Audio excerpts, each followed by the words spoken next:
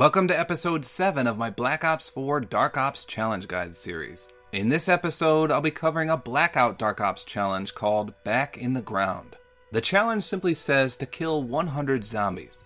Now oddly enough, the calling card you receive for completing this one is identical to the red light green light challenge. This one doesn't appear to be zombie related at all, so I'm going to go ahead and assume this one isn't the right calling card. Regardless, it's not a very good calling card in the first place. Now this challenge is built on something called attrition, and not so much as difficulty. That means you have to continually chip away at it until you eventually complete it. Just of note, you don't have to kill all 100 zombies in a single match, and there's no way to track your progress as far as I know either. So first, let's talk about zombies in Blackout. There's 5 areas where zombies can potentially spawn in.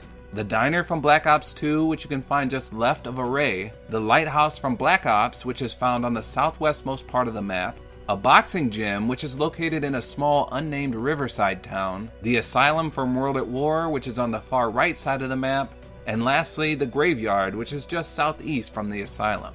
Now that we know the location these zombies can spawn, there's one more thing to note. Just because the zombies can spawn in these areas doesn't mean they will. There's a glowing blue light that emits from these 5 areas if and when zombies are there. So if you go to the lighthouse, for example, and there's no blue light, that means they won't spawn there at that time. This light will rotate periodically or if someone clears an area of the horde. So let's talk about what happens when you kill these zombies. It looks as though there can be anywhere from 4 to 10 zombies spawning at a time. Each time you kill one, they'll drop a unique weapon or just a common item such as a grenade or a healing item.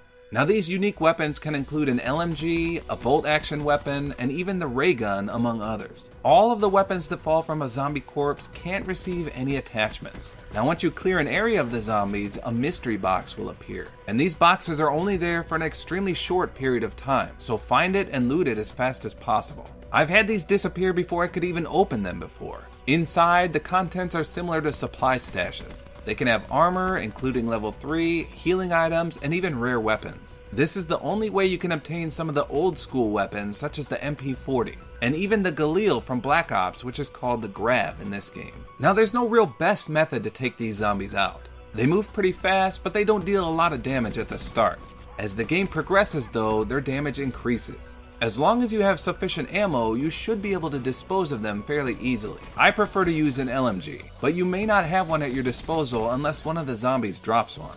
The real struggle here is that you'll likely only be able to kill a handful of these per game. Depending on your circle luck, it's possible to potentially hit 2 or 3 zombie areas in a single match, but they're fairly spaced out. I'd say most matches you'll only get between 5 to 10 zombie kills, and considering you need to kill 100 of these, that's gonna take a lot of time. Now I personally always played the match out, even after landing directly on a zombie spawn and clearing it, so it took me even longer. To speed things up, you could suicide right after clearing the first one if you don't think you'll make it to another zombie location.